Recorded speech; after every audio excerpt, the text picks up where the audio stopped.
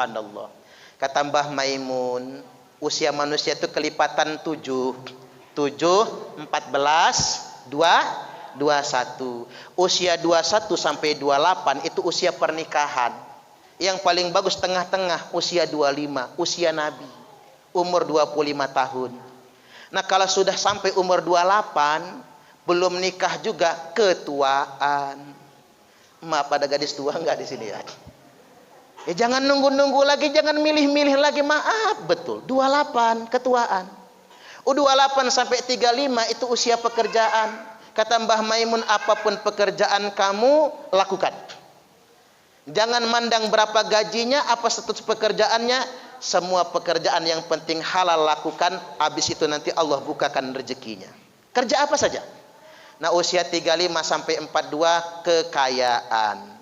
Nek panjenengan kata Mbah Mun, usia antara 35 ke 42 kaya, berarti bakal kaya selamanya.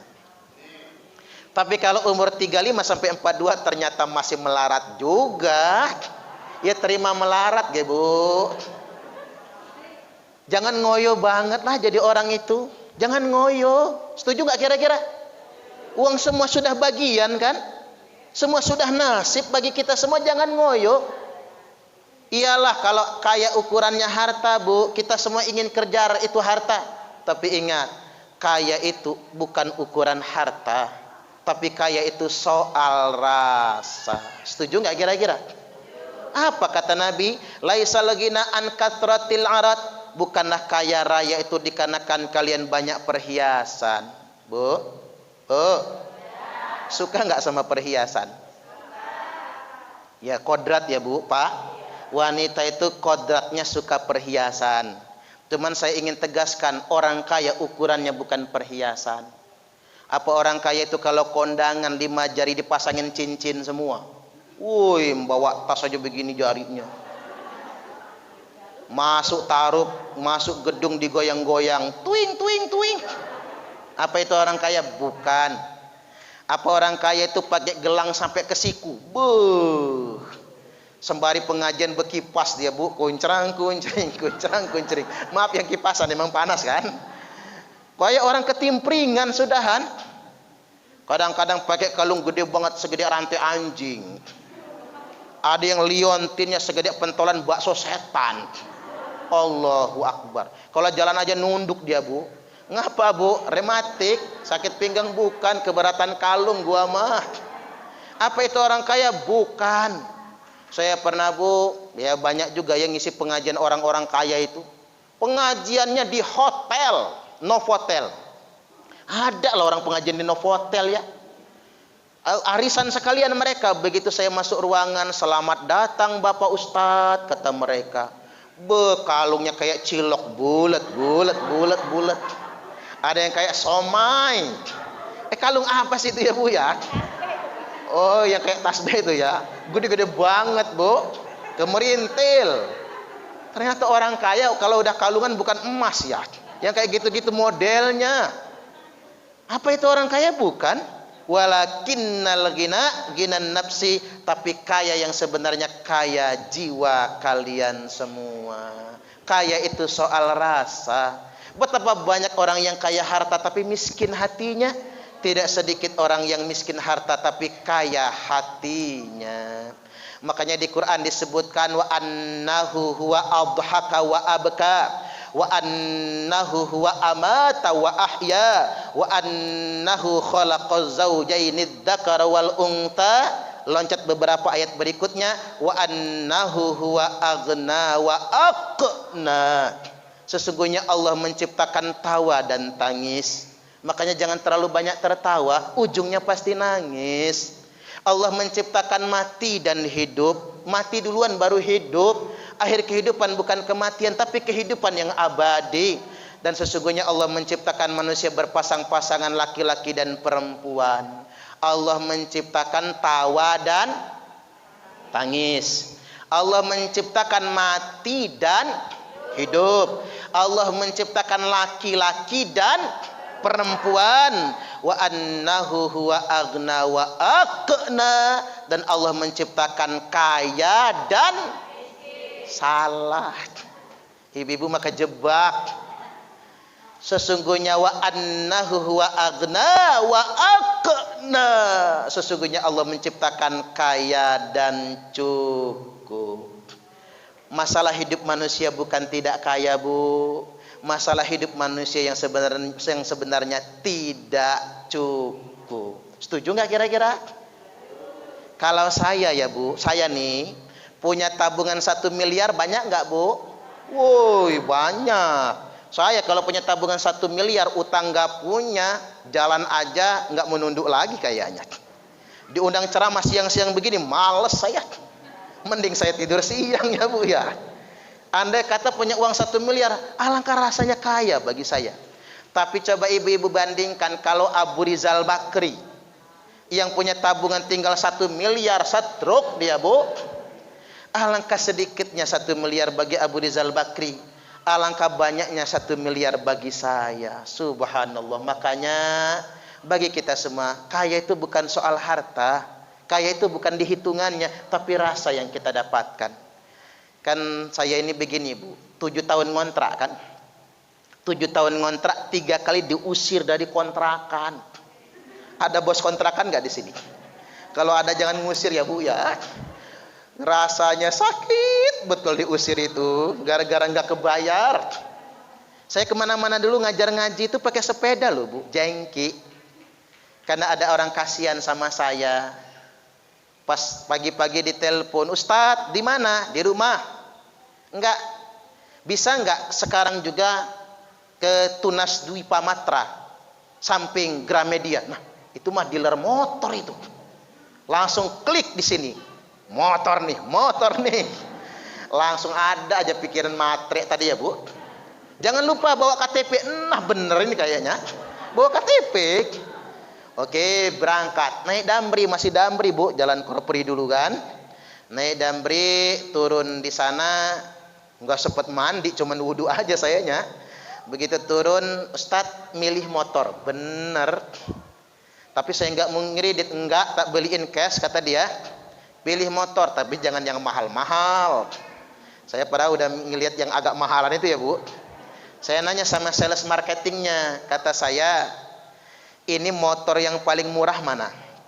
Ditunjukkannya Fitz X. Suprapit udah habis itu Bu, tahun 2008. Harganya 10.500.000. Langsung dibayar cash saat itu juga. Milih warnanya, kata sales marketingnya, alamatnya di mana Ustadz? Mau kami kirim motornya? Enggak usah dikirim, kata saya. Tak naikin sendiri aja. Mana helmnya, mana jaketnya. Tapi kata dia, ini bensin cuman 0,5 liter. Mampir ke pom nanti diisi gampang itu mah, kata saya. Terima kasih sama Pak Haji Khairuddin yang sudah beliin motor. Kasih jaket, kasih helm, manasin motor. Begitu keluar jalan Raden Intan itu, rasanya Bu, disitulah saya merasa menjadi orang yang paling kaya di muka bumi ini. Terserah orang punya Fortuner, yang penting saya punya Fitz X. Iya dong, itulah rasanya kaya. Betapa banyak orang punya motor 3 sampai 5 nggak bahagia. Orang punya mobil 2 nggak bahagia. Malah bininya juga 2, juga nggak bahagia. Tapi ada orang yang cuman punya motor, rasa bahagianya jedut langit. Makanya kalau kata orang bijak, bukan kaya yang menjadikan Anda bersyukur, tapi bersyukurlah yang membuat Anda berasa kaya. Bukan kaya yang membuat Anda bahagia, tapi rasa bahagialah yang membuat Anda menjadi kaya. Kita hidup, ubah cara pandang kita dalam hidup. Kaya bukan urusan harta, semua sudah ada bagiannya. Setuju nggak kira-kira? Tapi jangan berubah Bu ya. Ibu-ibu ini sampai berubah lagi nih. Nanti sama suaminya matre lagi, panas-panasan lagi. Pak, tetangga ganti TV. Papa kapan? Pak, tetangga ganti mobil. Papa kapan? Pak, tetangga ganti istri. Papa kapan? Oke, kata lakinya. Susah begitu Bu, kalau hidup ini iri-irian, susah sendiri kan, betul nggak Bu? Tetangga beli kulkas panas, tetangga beli mobil menggigil, tetangga beli motor gemeter, tetangga ganti kalung, bingung. Tetangga beli ceret, mencret. Nggak selesai hidup kita ini. Sudah syukuri yang punya kita. Yang penting nggak punya hutang. Setuju nggak kira-kira? Jangan punya hutang, jangan banyak cicilan. Ini gimana nggak pening, Bu?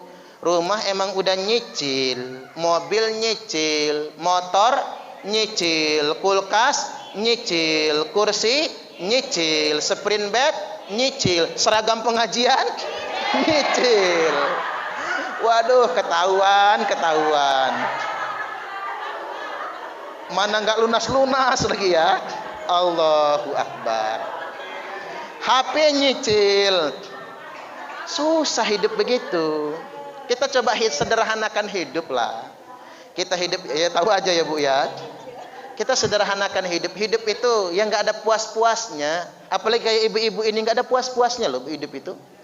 Manusia itu begitu kan, seperti minum air laut. Makin diminum makin haus. Apalagi perempuan. Udah kodratnya perempuan itu nggak konsisten. Maaf ya Bu, karena saya ceramah di hadapan perempuan semua ini. Nah, kalau bapak-bapak ya bapak-bapak lah tak omongin.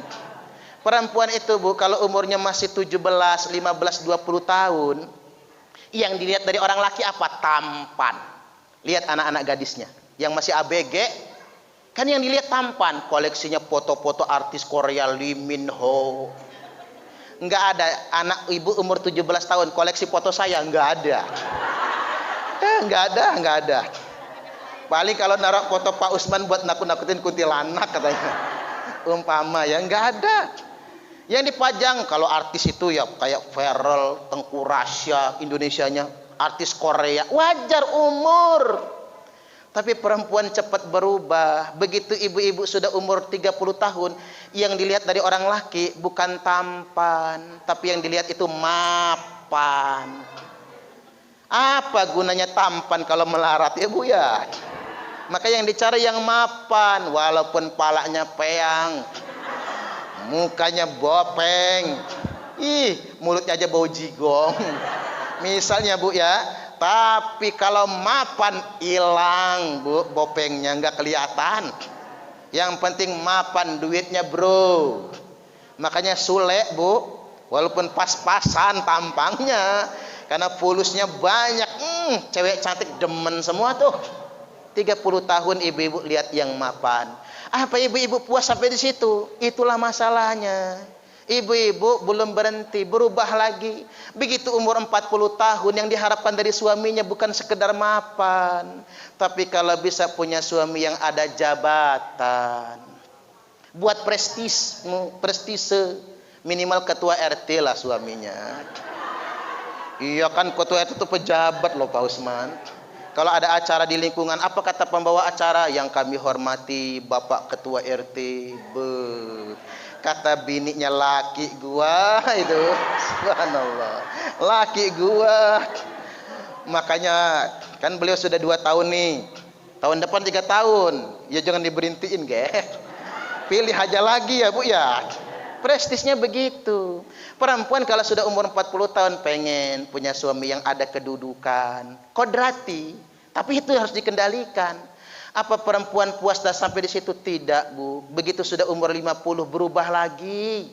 Yang diharapkan dari suaminya bukan tampan, bukan mapan, bukan jabatan, tapi yang diharapkan dari suaminya kesetiaan. Lakinya sih udah mulai kanji lagi ya Bu ya. Sampai-sampai makan nasi kena asam lambung, sesak napas ya Bu. Diobatin ke dokter nggak sembuh-sembuh, akhirnya minta diruqyah sama saya. Begitu dikeker ternyata tekanan batin. Suaminya pacaran sama ABG. Apa kata bininya? Ustadz, saya melarat nggak apa-apa, laki nggak punya jabatan nggak masalah, jelek juga nggak masalah, yang penting setia. Tuh kan, apalagi kalau ibu-ibu cepat menopause kan, takut betul lakinya macam-macam.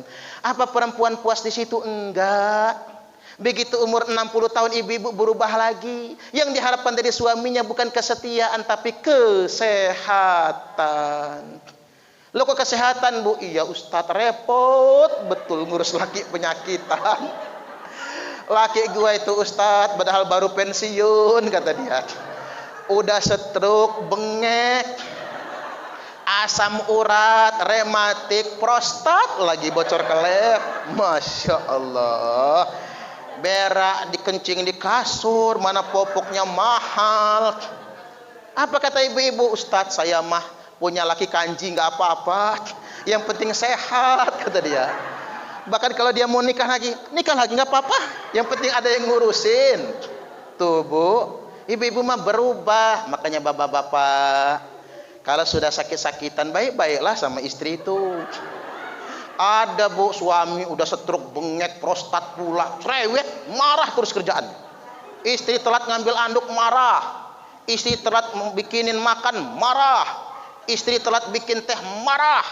Istri sambil ngaduk teh ngebatin dia, kapan matinya orang satu ini. Subhanallah, tega nian. Ngedoa sih tidak, cuman ngebatin. Balik lagi, Nabi menikah di usia selawe tahun, 25 tahun.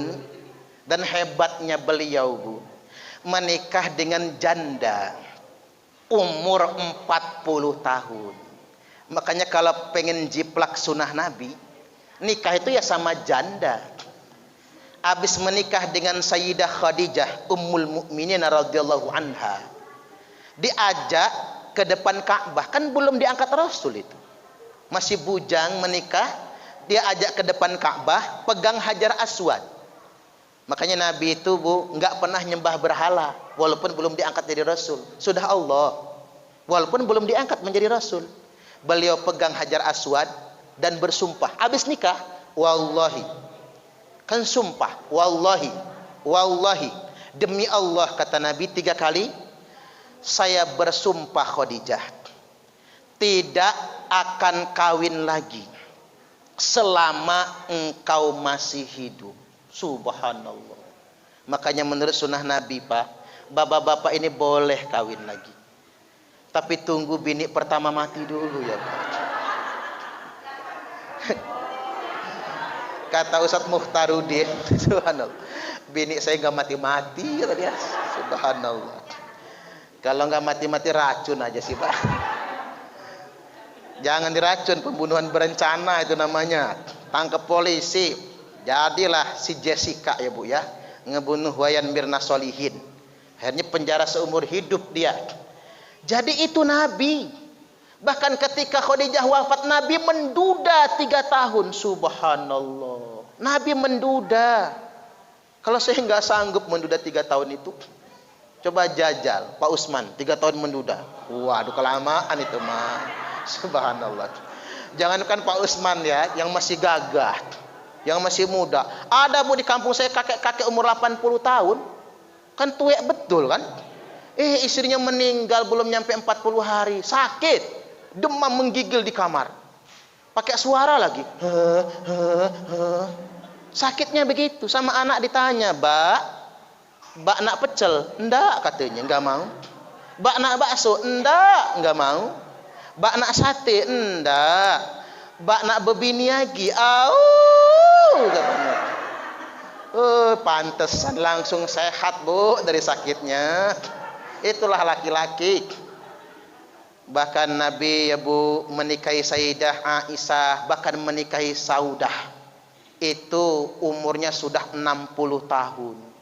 Makanya kalau Pak Usman mau menikah lagi, cari janda umur 60 tahun. Subhanallah. Itu ibarat mobil udah mogok itu mah. Ya itulah Nabi kita. Makanya Nabi itu Bapak Ibu, orang yang paling memuliakan istrinya. Akmalul mu'minina imanan ahsanuhum khuluqa. Orang yang paling sempurna imannya itu kata Nabi adalah orang yang paling baik akhlaknya. Wa khiyarukum linisaihim khuluqa. Dan yang paling terpilih di antara kalian semua adalah laki-laki yang paling baik dengan istrinya. Mohon maaf Pak Ade ya, Pak Ade, Pak Usman, Ustadz Mukhtarudin dan saya sendiri, laki-laki itu bu jago kayak manapun, petantang petenteng, gayanya terkenal, semua orang menyanjungnya, terhormat di luar, tapi di rumah dia merendahkan istrinya sendiri. Dia bukan laki-laki yang baik. Setuju nggak kira-kira? Makanya begini, kalau kita harus ramah kepada siapa? Kita harus ramah kepada orang yang terdekat. Kalau saya ramah sama ibu-ibu mah wajar, Bu. Ustadz kalau nggak ramah nggak diundang ceramah. Ya nggak kira-kira. Oh, anggota dewan ramah sama masyarakat, ya wajar dong. Kalau nggak ramah jangan pilih lagi lah. Pedagang ramah sama pembeli wajar. Kalau pedagangnya jutek, jangan beli lagi. Tapi kalau bapak-bapak nih ramah sama istri itu luar biasa. Mama sayang, mama sudah makan belum? Pernah nggak digituin? Boro-boro.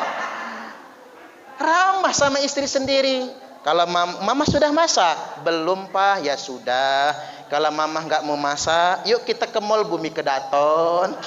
Mama silahkan belanja apa saja, kita makan di sana. Kan keren. Harus begitu suami itu. Suami yang baik. Mama, ini 15 juta. Buat apa papa? Buat belanja, biaya anak sekolah sebagainya. Mama yang atur. Nah ini mah 15 juta lagi. Apa ini pak? Untuk mama terserah mau diapain. Setuju nggak kira-kira? Ngimpi. Allahu Akbar. Ya itu suami kalau mampu harus begitu, Bu. Itu suami yang baik itu yang paling berakhlak sama istrinya. Istri capek masak, capek nyuci. Jangan sampai ada kan, udah capek dimasakin tapi mencaci masakan ya Bu ya. Udah capek masaknya malah kena marah. Ada nggak laki yang kayak gitu Bu?